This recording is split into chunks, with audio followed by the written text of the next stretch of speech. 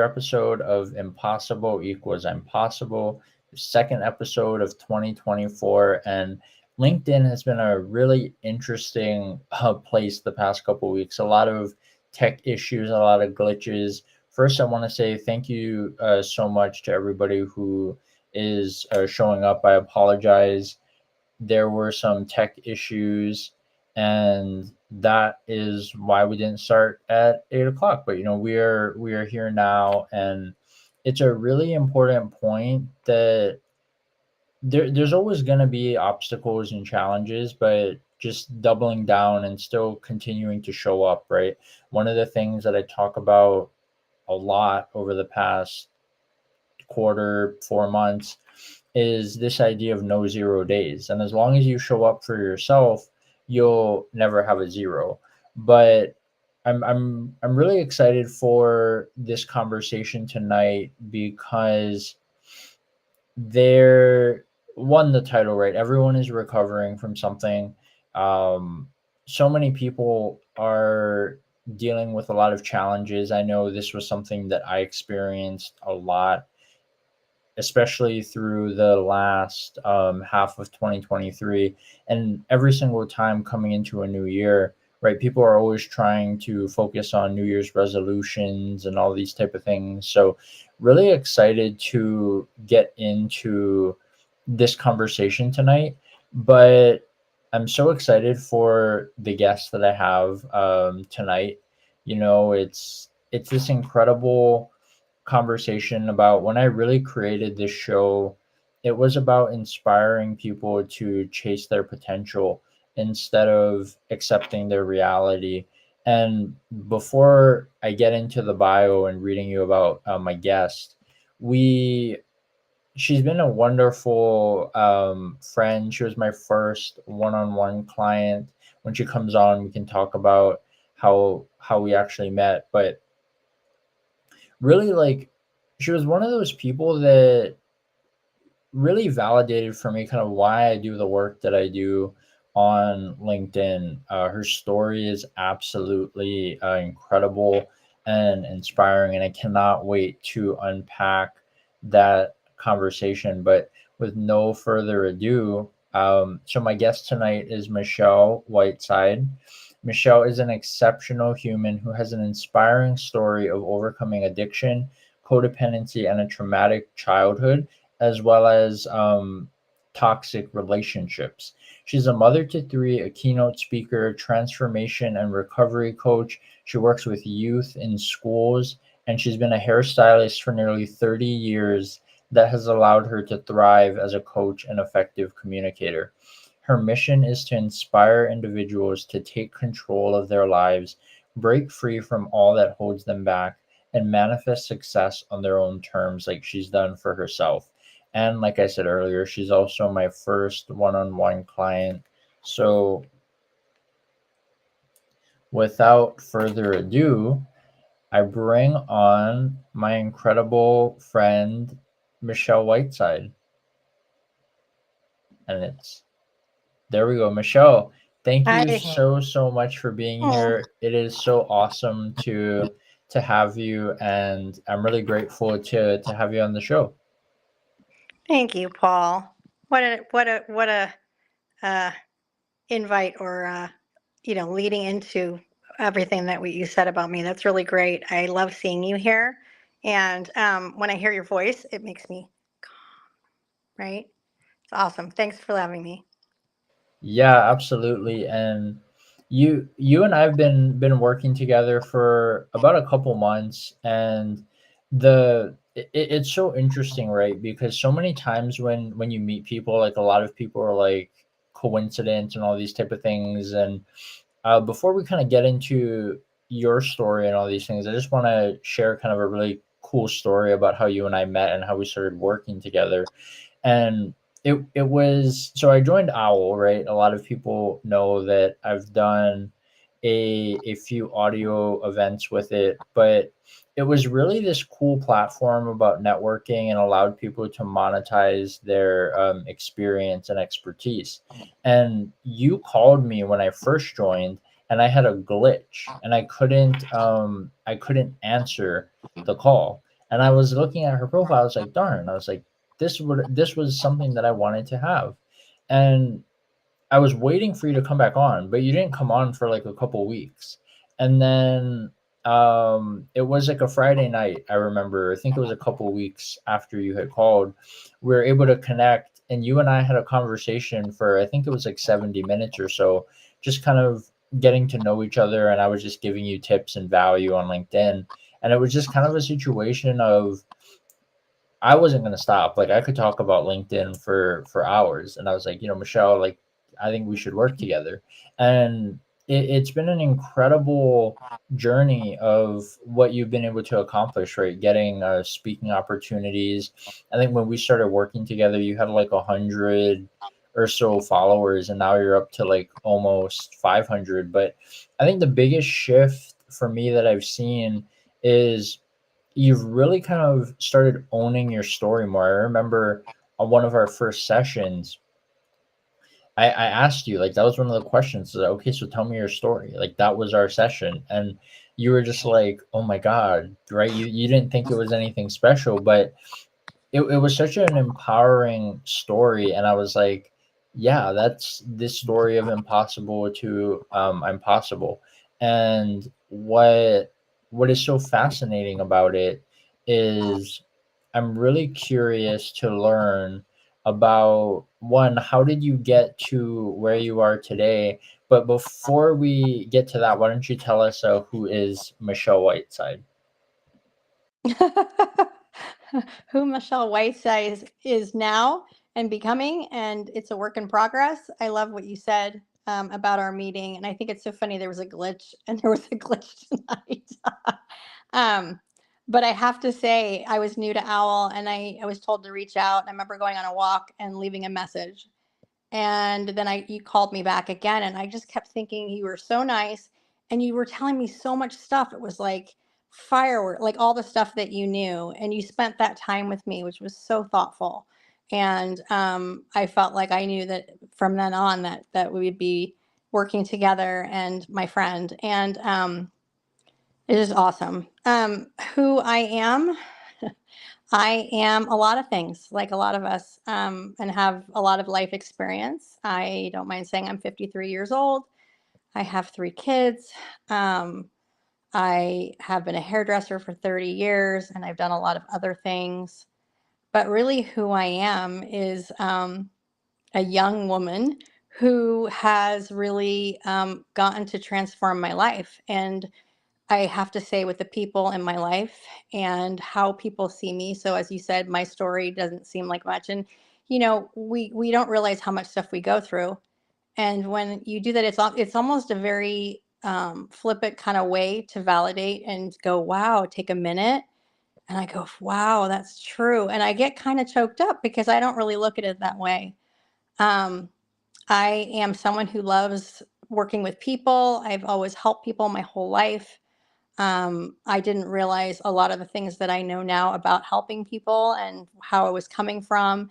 And that even though I was searching to help myself most of my life, I didn't realize where it came from. But the student doesn't get the teacher till they're ready, right? So I, I have a lot of things I want to do because it's possible, right? And people like you and other mentors and my colleagues and friends have helped shine the light or hold the light for me. And that's what I think coaches do. And it's who we are. We just have gotten lost. And so who I am today is not who I was 3 years ago. It probably wasn't even who I was 6 months ago. Um, it's pretty quick in my growth process and my evolution. And you're never done, and I can't wait to see how I continue. But I do know that a lot of the stuff I wanted in my life is starting to come to fruition, and it's all inside, right? It's not outside. Yeah, that's so awesome. And when we look at like reading the bio, I know your story pretty well, but like a lot of people here don't. And Damien, so good to see you, my friend. Thank you so much for your kind words. I received them. Michelle's absolutely incredible.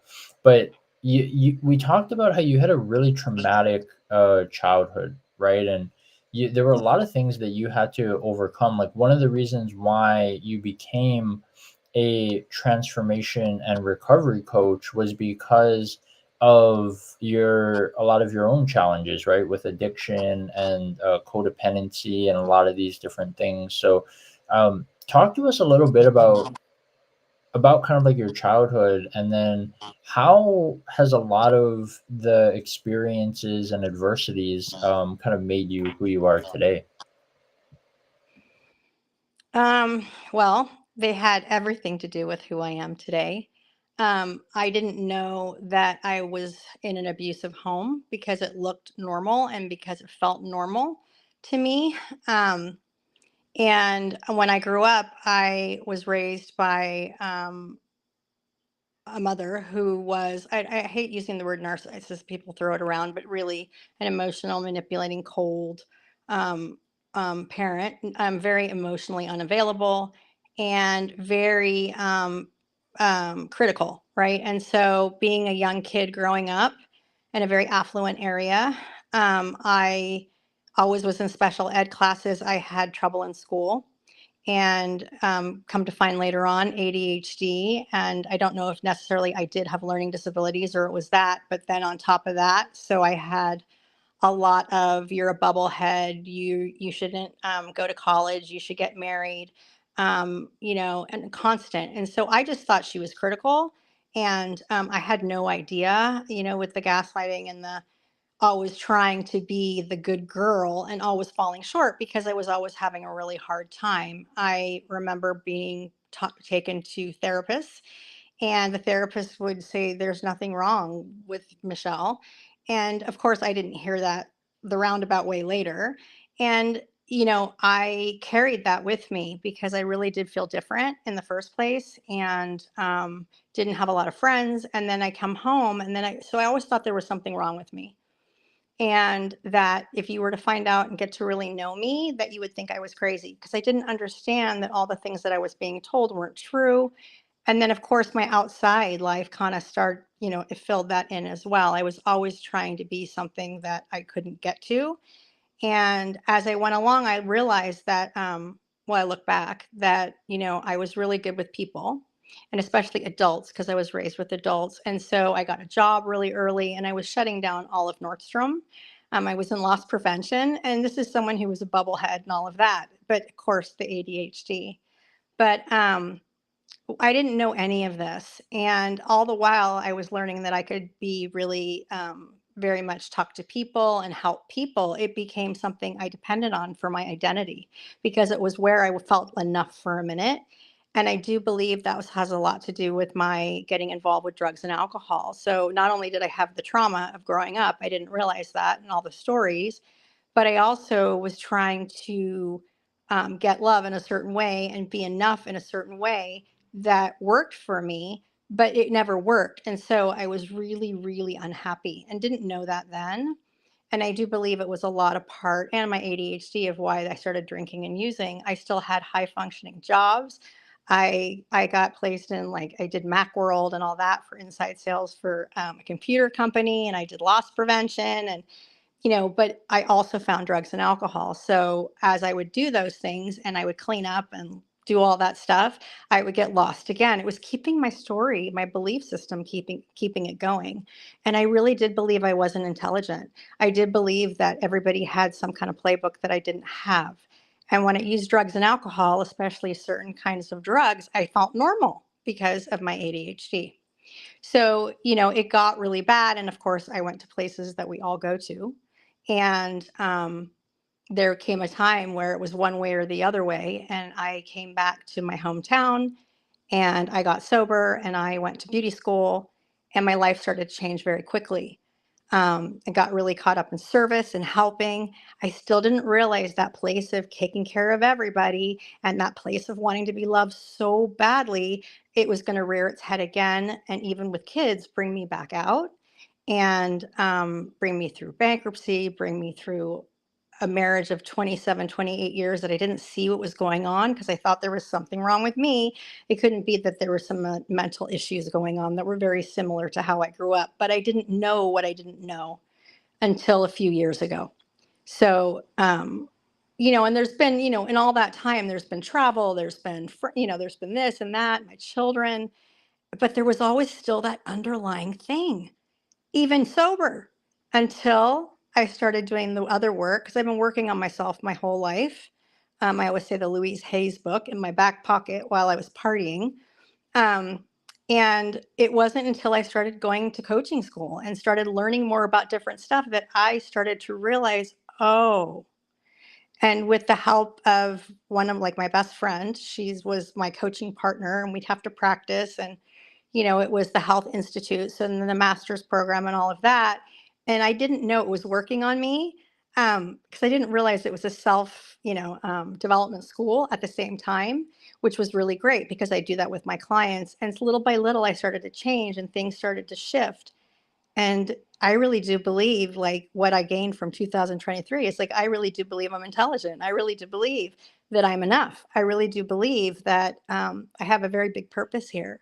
And, I've been through a lot, like you said, and I get to give that back now, but from an authentic place, from the place of knowing what that's like, but also really, truly finding myself. And that's a process. There's no perfect, and some days are better than others, but I continue to grow. And I get really choked up every time I think about how much I've grown.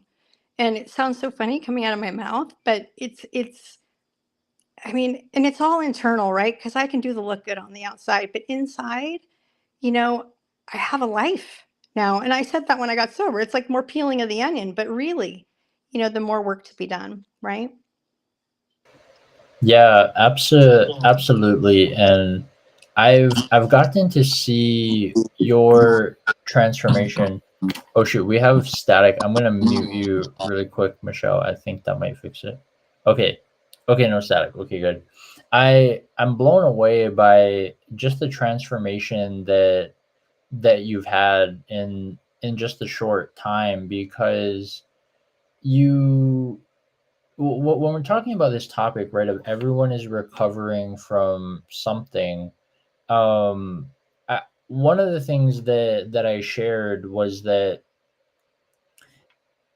when I moved to South Florida, I broke one of my rules that I had. I don't have like a lot, but normally I'm pretty like rigid on their non-negotiables. But something about it for me, I was getting a lot of feedback from people, and they said that, you know, there's so many people who talk a lot of talk, but they don't actually like walk the walk, or they don't actually live it.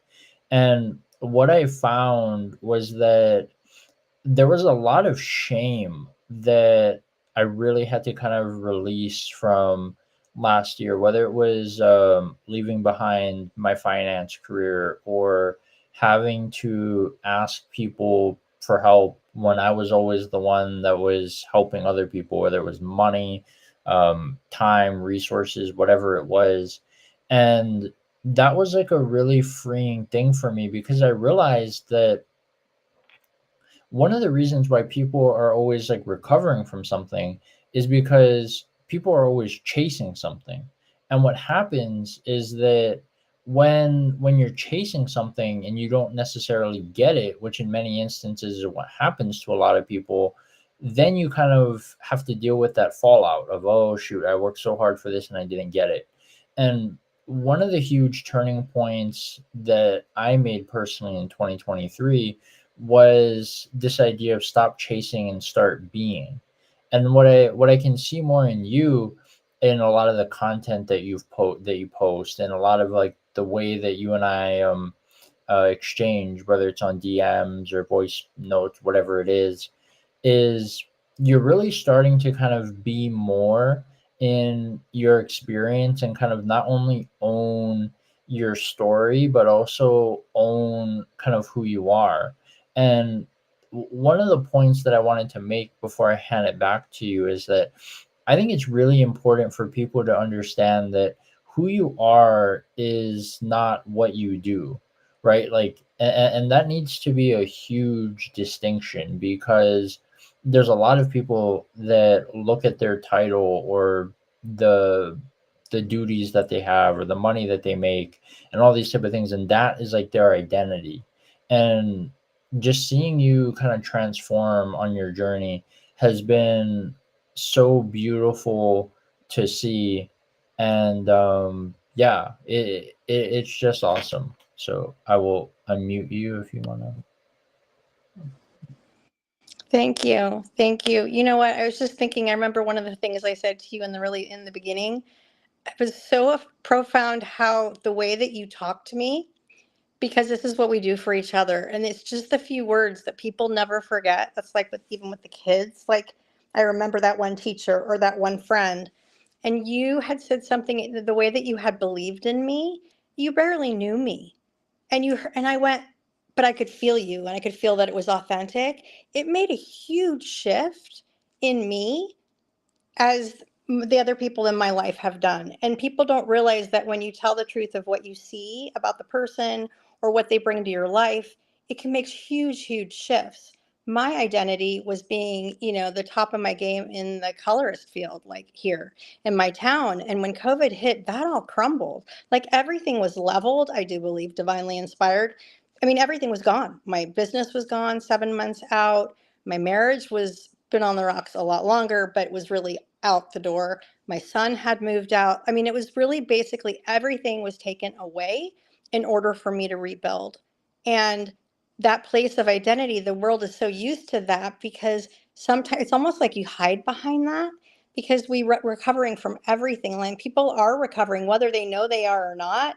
They come across that way. They're carrying their old stories into everything they do, which holds us back, which also the persona is not even who we are. When we come into this world, whether it's Carl Jung or whatnot, we are all perfect. And I believe we, like I said, we get lost and then we attach to whatever seems to bring us some kind of satisfaction. And yeah, you're always going to chase it because it isn't the magic key to the kingdom. And there's a lot of that, and more so because you can't fill that inside hole with anything outside, right? And come to believe that, whether it's nature or nurture or both. And that is a really, I think, a very dangerous place to be in because in the end, you're really left hollow. And at some point, something has to, it's painful. And I don't think anyone wants to be uncomfortable and in pain. So what are you going to do? You're going to shop. You're going to have an affair. You're going to work too hard. You're going to, all of that. And at the end, you're still left. And there is no way out but through and through you, right? Yeah, that was really incredible what you said. It kind of reminds me of two things that my mentor mom Danelle Delgado says all the time, and she says that you need to find kind of like what is that through line, right? That thing that really kind of fires you up. But also one of the things that you said that really resonated with me was I wasn't really vulnerable until I started kind of training with Danelle. I don't believe. And it was because she told me something about the onion. She said, the deeper and the more layers of the onion that you're willing to peel back, that's how successful you'll become. And that's kind of what started happening for me. Like, I just went more and more and more. And the way that you talked about how everybody's recovering from something, even if it's like how they share their story, I I really do believe that there's so much truth in that because when I look at when I first started sharing my story, I didn't really know how to share my story yet.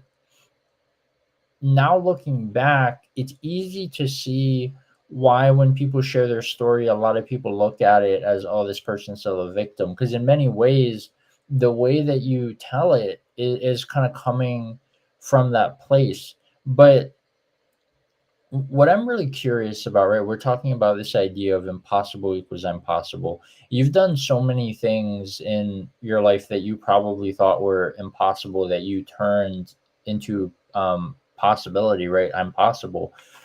But it sounds like from what you were sharing that in your life, like a lot of things tend to kind of happen at once. It wouldn't be too bad in life if we just had one thing at a time, right? You could deal with it. But as a lot of people I'm sure can relate, especially for me, it seems like when something goes wrong, there's usually like a snowball effect, and it's like three, four, or five things. What would you kind of share from your experience and how you overcame it? Like, what two or three tips would you share for anybody who's kind of like who you were, or they currently are in that situation? Like, what were maybe two or three things that you wish that you kind of knew that would have really been impactful that you could share to somebody else who's in that situation? The snowball, or about or about what I learned from going through the snowball? I guess you can talk a little bit about both. Okay.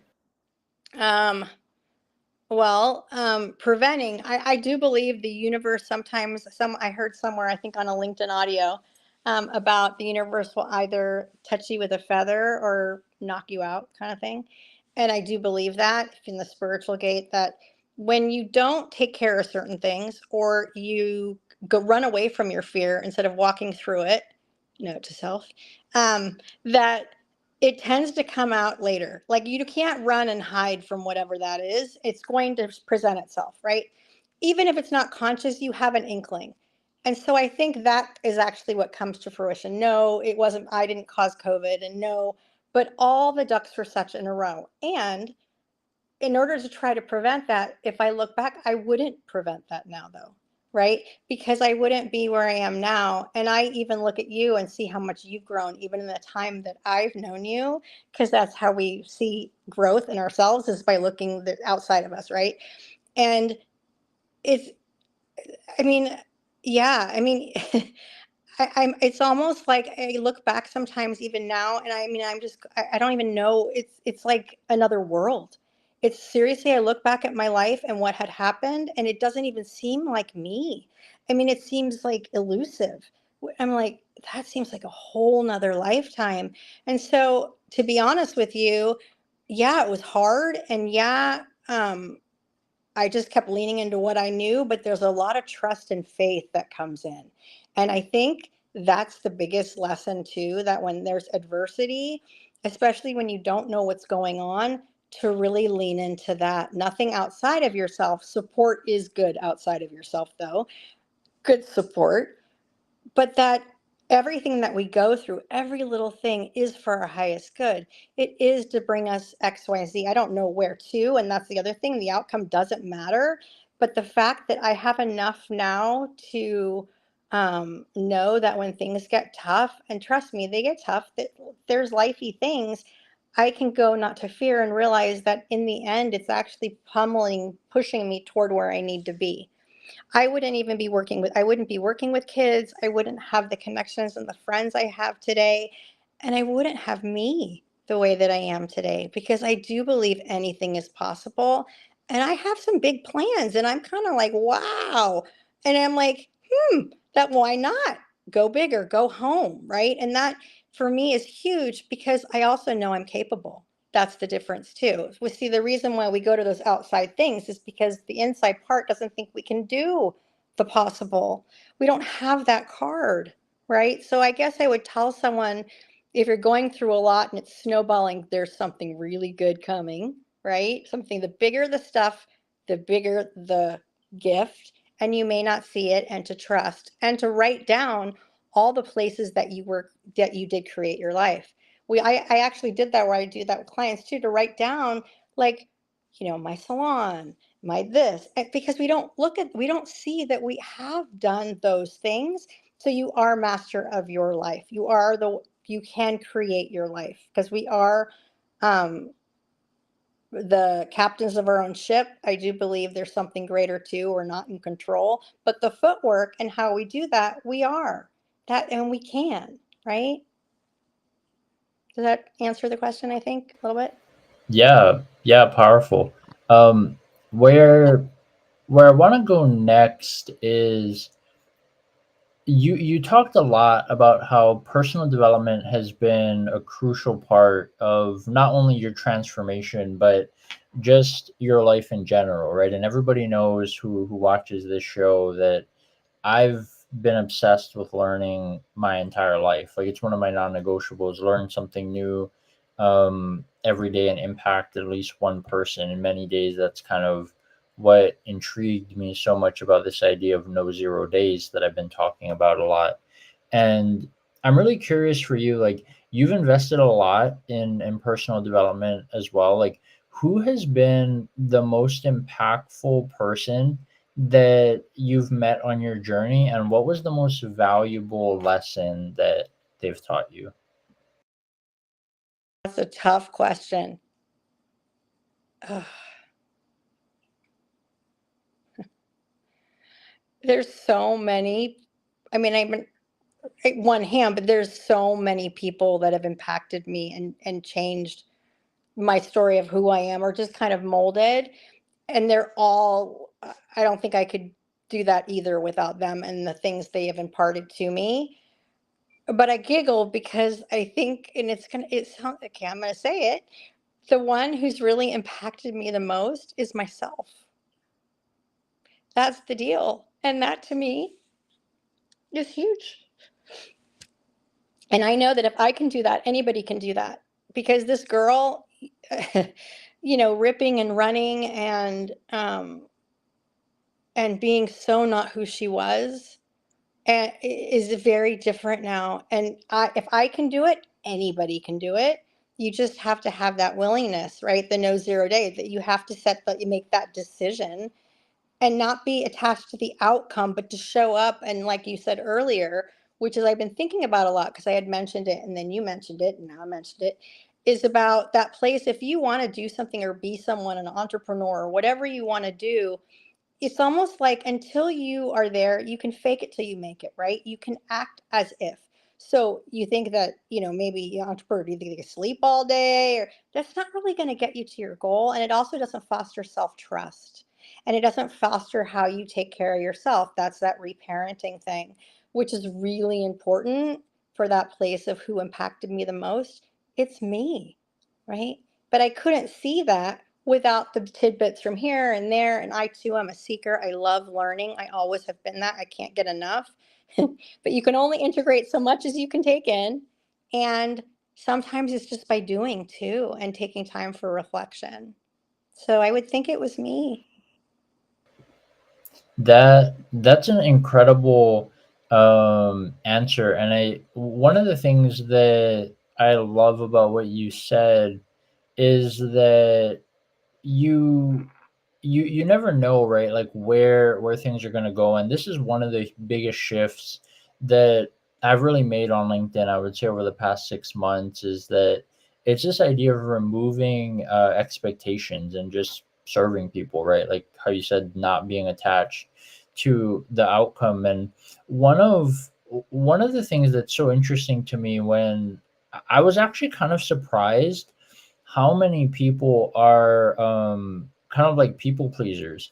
And in many instances, like you can really relate to that, because one of the things that you talked about all the time was this idea of codependency, right? And like actually not really dealing with a lot of your own issues, so you looked for it in other people in relationships, or like you said, you didn't know really at the time, but drugs, alcohol, other substances, and things like that.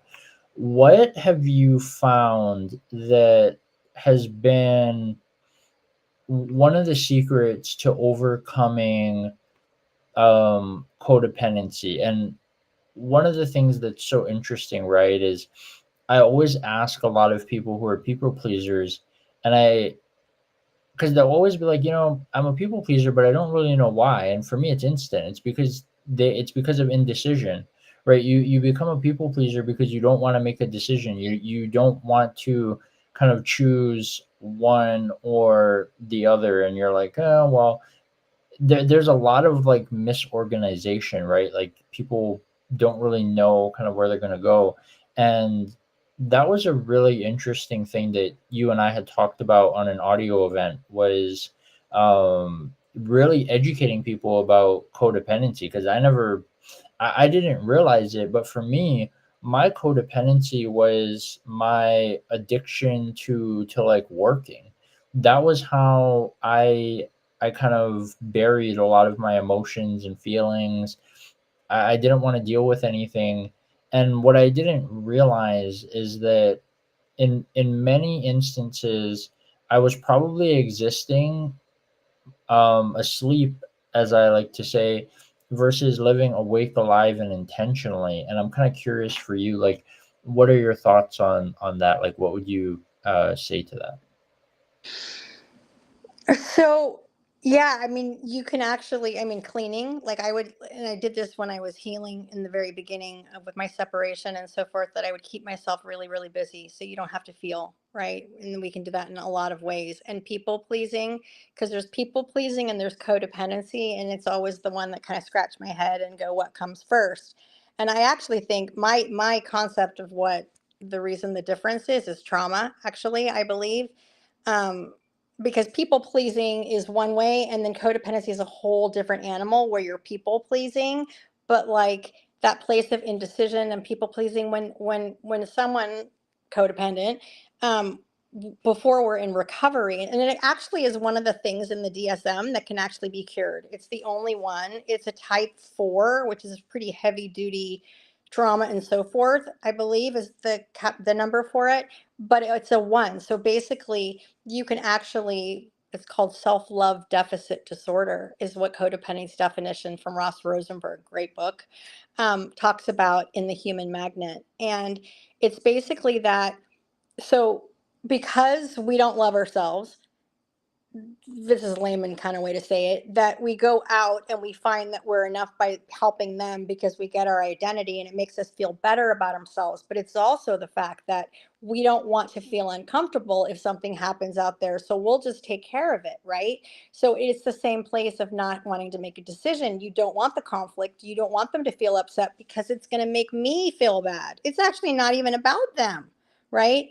But because we learned for codependence, a lot of us had traumatic childhoods where we learned how to cope and keep ourselves safe. And it was something that we did very early on. I was also taught that codependency and narcissism come from the same mental spot, like the same place, the same wounding. And they don't know why one child will go narcissist route and the other child goes codependent route. They don't know, but it's the same wounding of neglect or over um, getting a lot, and you can do no wrong on either side. But from all the women I've worked with codependency and with my own recovery, it's really that place that I would surround myself with people. I didn't trust people that were trustworthy. I continued to live the story that I was not enough, even though I was searching for love in all the wrong places. And it would be more and more and more. So a lot of it is about that self-love. There is so much, people throw that around. I know there are a lot of people do it, but it really is the way out. And it's very, there's books and all of that, but it's such a process. And there's all little things to do that. And we don't do it alone, right? You cannot go in that neighborhood on your own. It's not safe. Plus, with what's in here, we can't fix it ourselves, right? Um, but you can heal, totally heal. It's not one of those things where it's there. You can totally heal from codependency.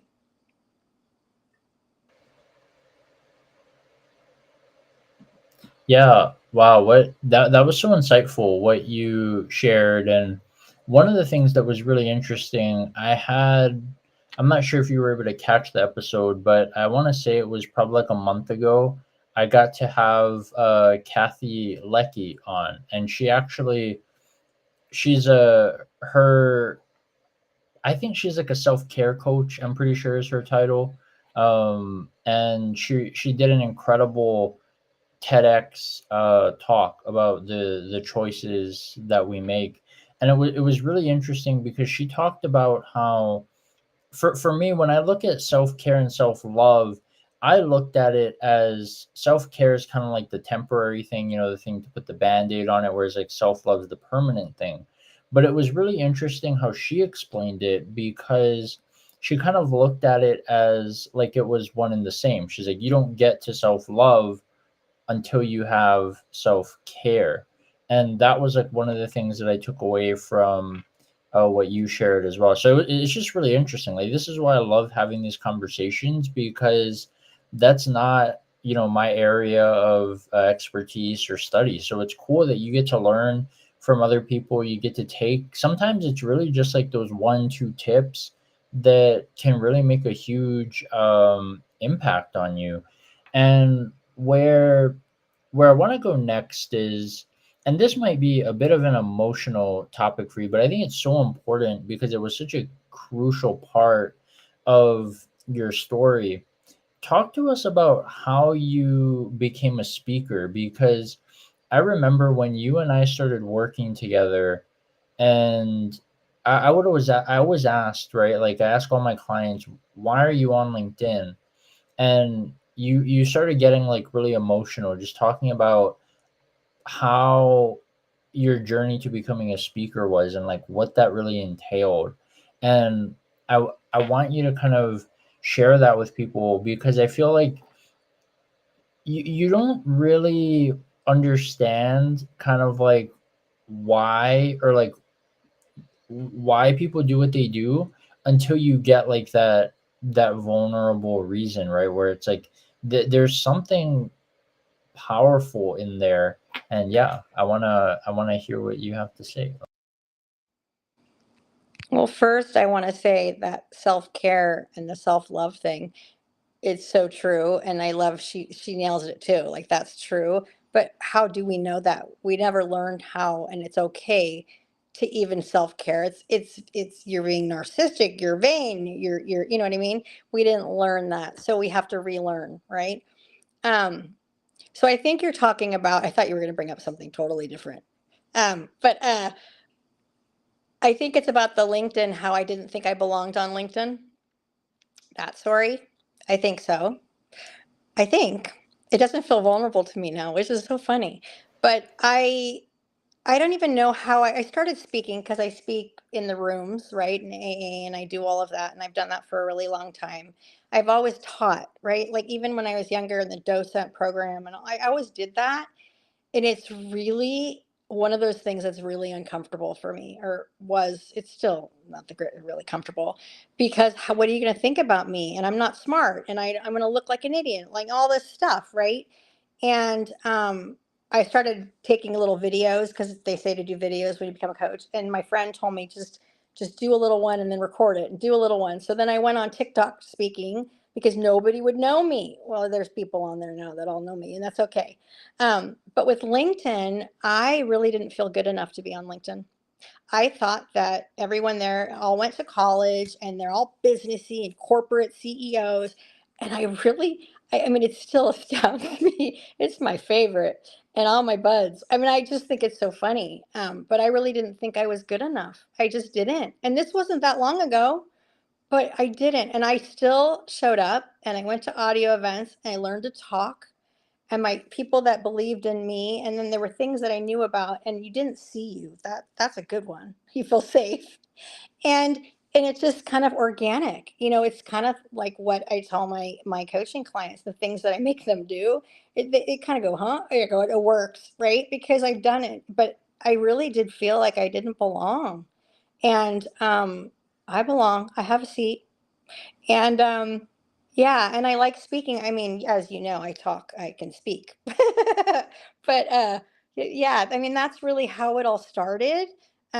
Even though a lot of our gifts and a lot of the stuff we're here for, we've been doing our whole lives because that is what we're here for. We just don't know. We just didn't know, right?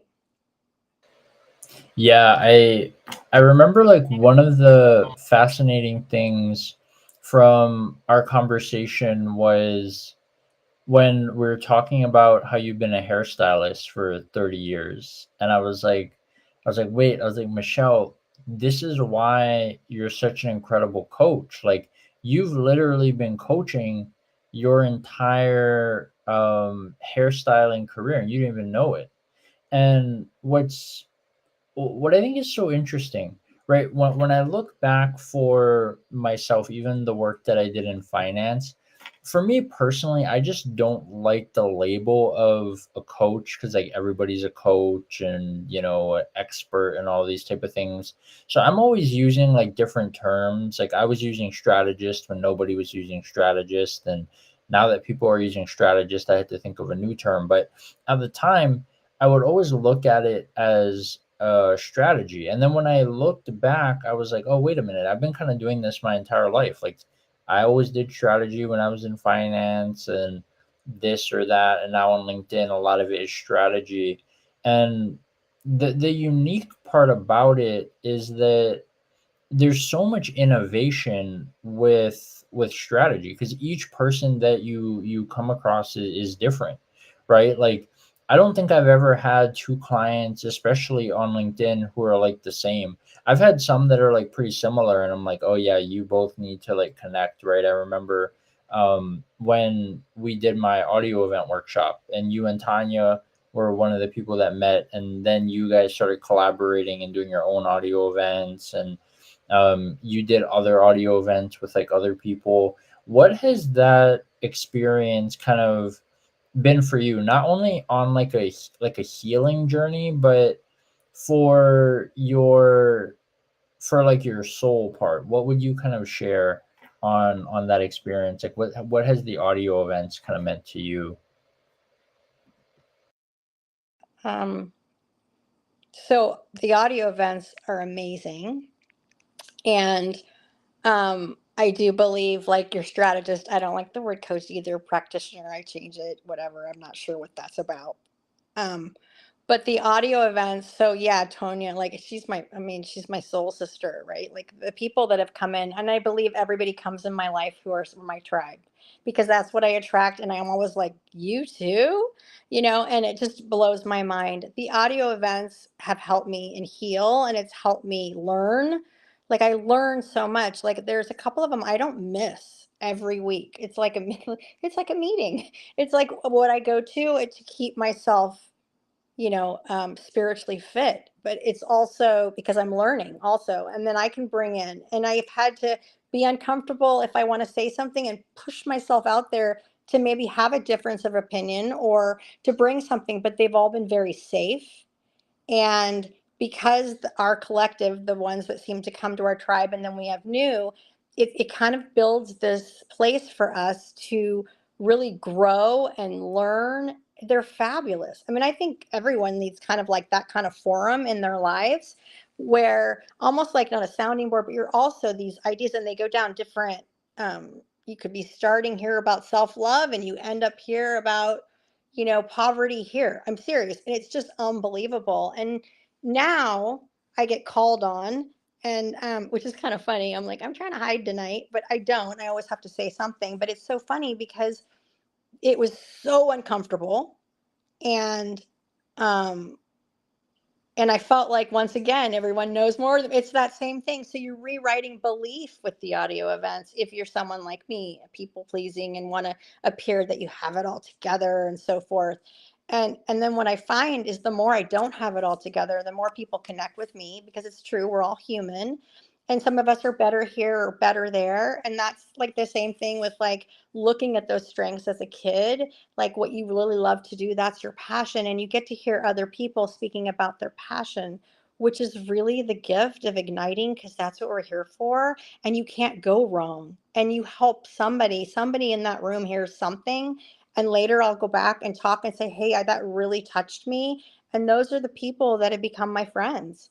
Like I mean I'm like I have such a full wonderful life. And having my colleagues that do the same thing I do or in different arenas of that, they teach me so much, and they also hold the container for me, which is safe. And that's how I get to grow. So I think there's so much that wonderful stuff about the audio events. They're amazing. I think so.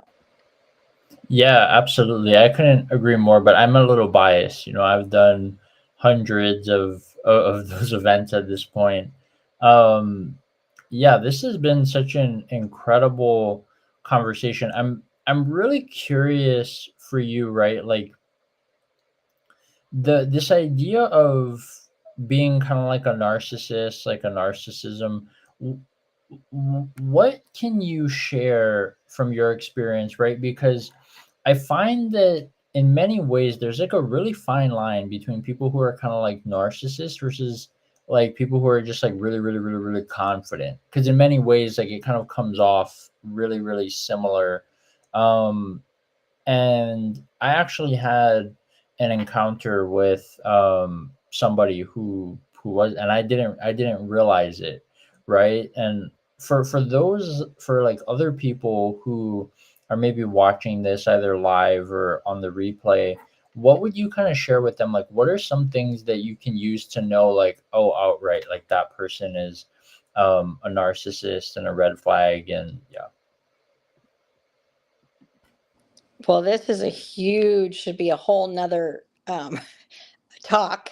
And I have to say that it wasn't, I mean, I joke with I'm not sure who I was talking to on the audio event about, oh, I know who I was talking to yesterday on a Zoom from an audio. I met her, and about putting on my bio toxic to triumphant, and then I changed it.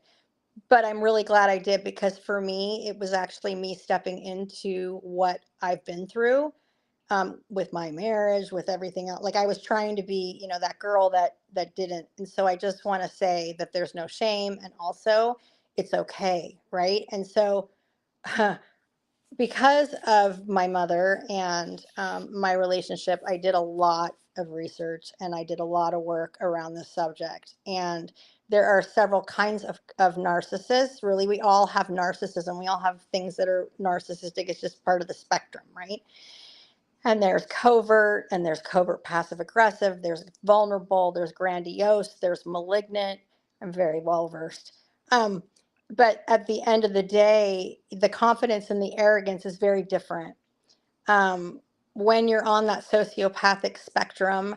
And everybody has a different story. And I do want to say, because for a long time, I didn't see my relationship in anyone that was talking that was that was really new about narcissism. Like, well, he doesn't do that, and he doesn't do that, until I read a certain book that nailed it, right? Like, so just know that it doesn't have to look exactly like what I'm going to say or what they say out there, because the traits are the same.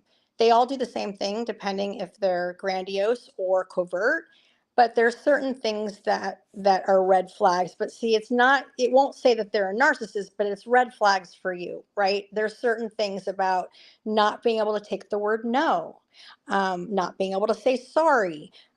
There's a whole plethora, and I can give more information if anybody wants it on the flip side, because there's so many little red flags. And at the end of the day, it's what's okay with you, and listen to your gut, because it may not appear. And in the beginning, there's the love bombing, there's the devalue, and then the discard, right? And they all do it differently too. It doesn't mean a limo. It could be just, a little note, and I'd say it was a letter, because that's my trauma from what I've experienced. So I minimize anyway, right? There's a whole thing around it.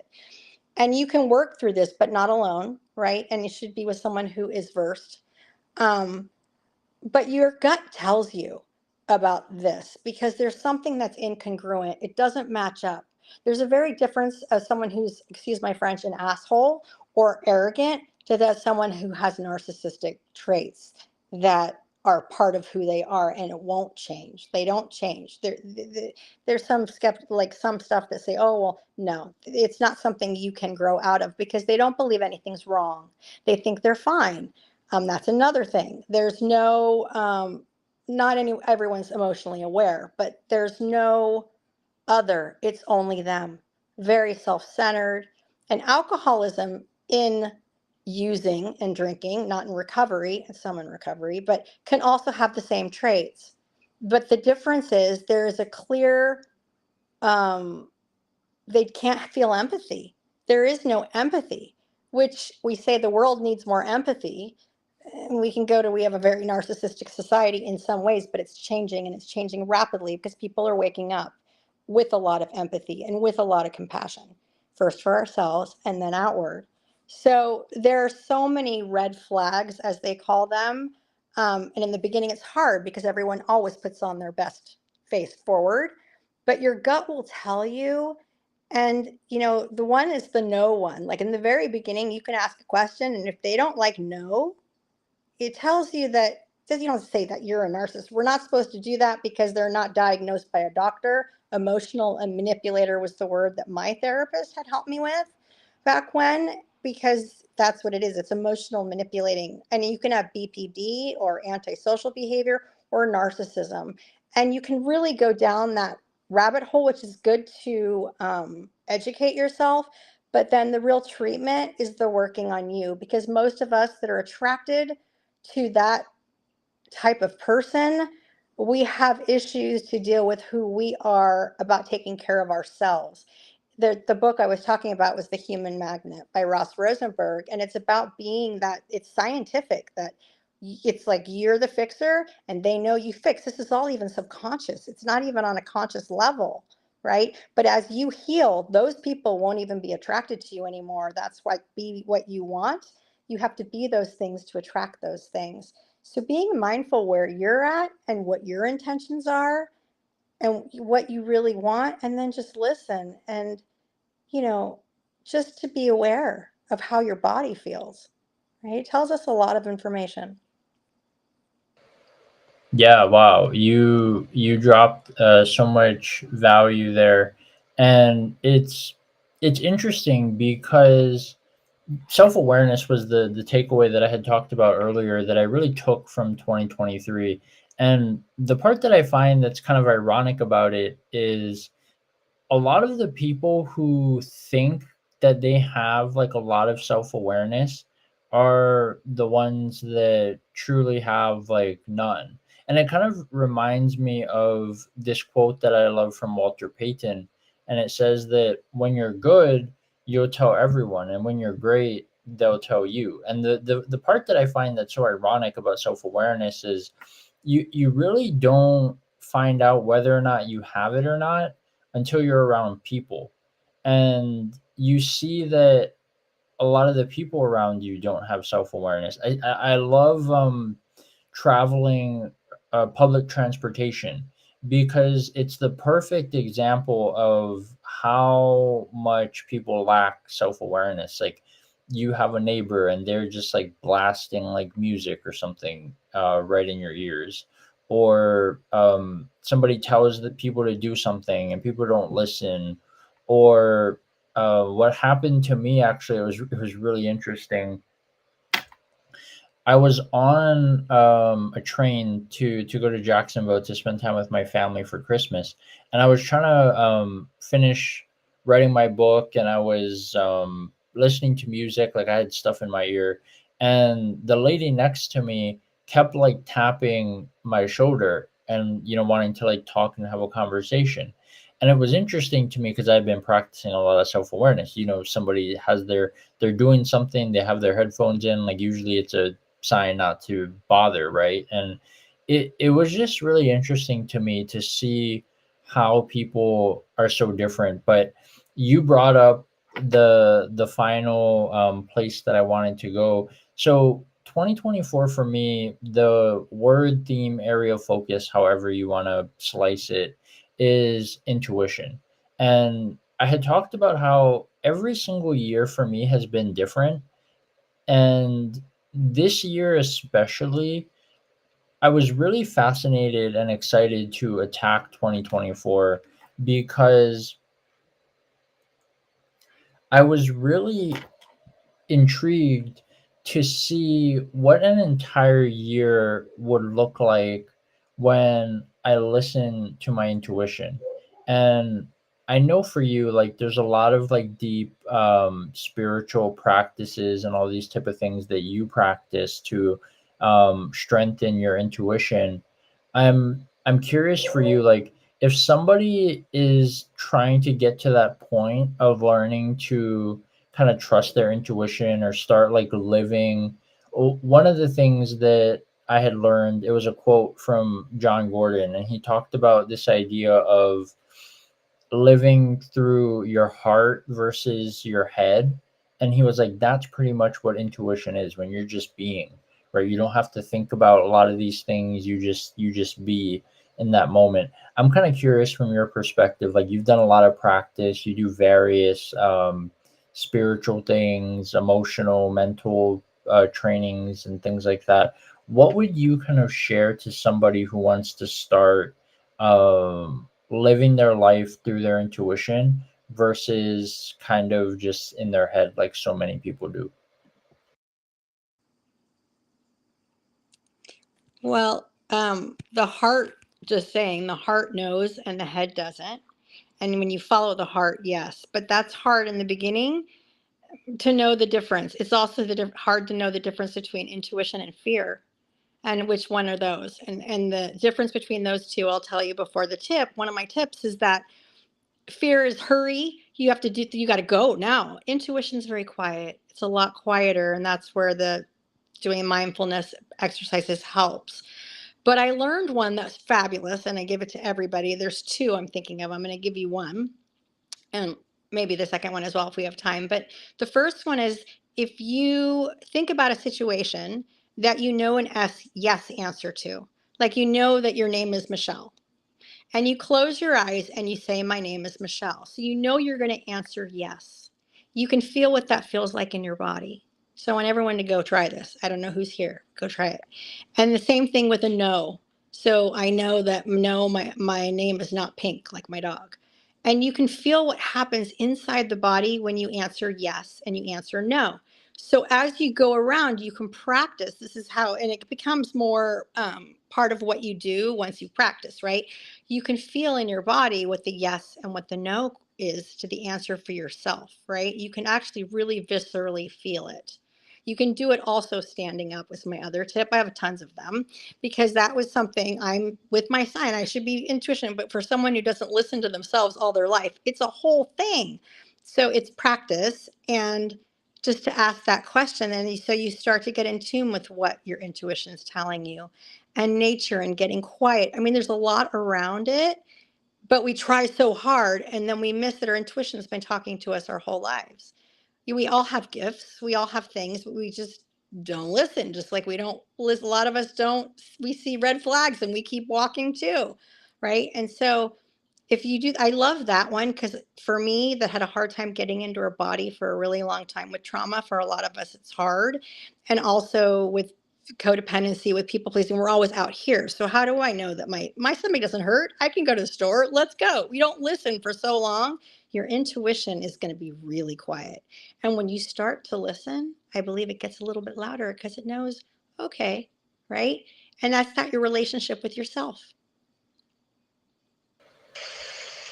Yeah, wow, what an incredible share. This has been so insightful. I just love having these conversations, and in many ways, like Impossible Equals Impossible for me was kind of like a legacy project. But one of the things that you talked about earlier was this idea of attraction, and I know a lot of people talk about this idea of fake it until you make it, but I love the saying that my mentor mom had about become who your results require.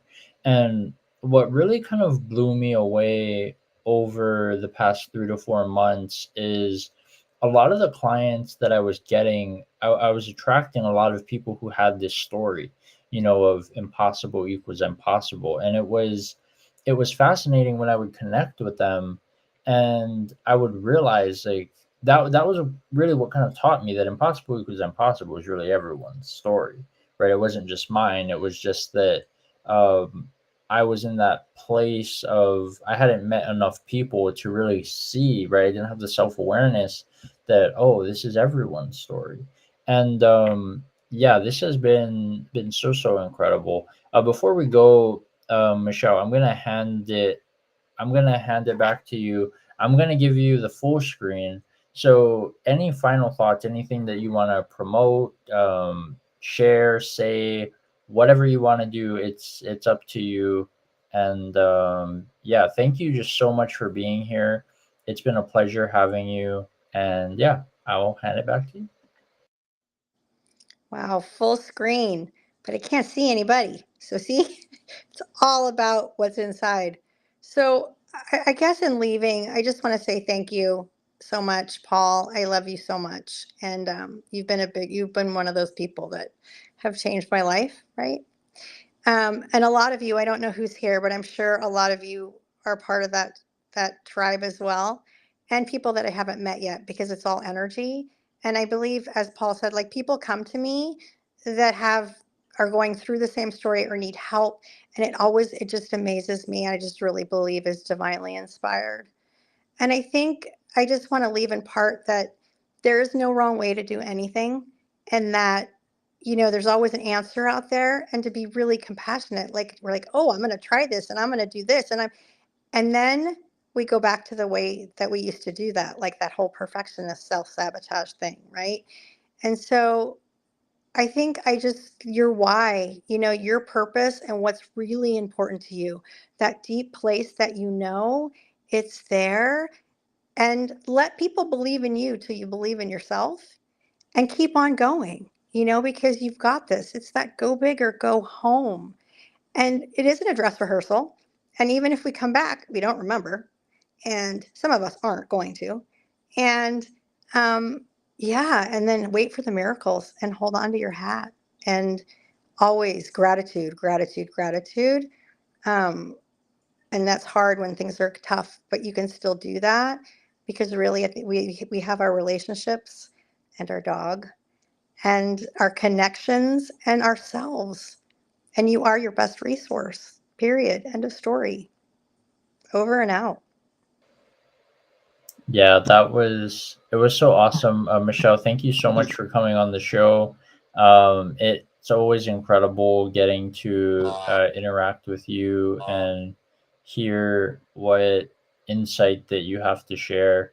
And I just want to say again, thank you so much. If anybody is looking for a transformation or recovery coach, definitely go reach out and connect with Michelle. She has an incredible story. She's done a lot of the things that she's teaching people to do, which in my experience has been kind of a rarity with a lot of people that you come across. And yeah, I'm so grateful that I've got to be a part of her journey on LinkedIn and get to see the growth and all these things that she has. And like we talked about today, right? Like everybody's recovering from something. I I realize that we're all addicted to something, right? For me, it's been helping people and learning. And I think what would be a really powerful question is, what is something that you're addicted to or that you're obsessed with? And I feel like that is kind of a good indicator on like maybe where, if you're not where you want to be, or if you're in that place of impossible, like what is that thing that you are like obsessed about that you couldn't not do every day, right? We talked about no 0 days. um yeah, it's been an excellent conversation. Thank you so much, Michelle. Don't leave. We'll definitely chat backstage, but I want to say thank you so much to everybody who showed up. I know there's been a lot of craziness on LinkedIn this week. There's been a lot of glitches, a lot of issues. We were late 10 minutes today, but we still showed up. And if there's anything that you're going to take away from that, it's not always going to be pretty, right? Like Michelle said in the beginning, but if you don't show up for yourself, success doesn't become a possibility. And that's what I would say. So, yeah, thank you so much for being here, Michelle. And yeah, Thank you. you're welcome. Okay.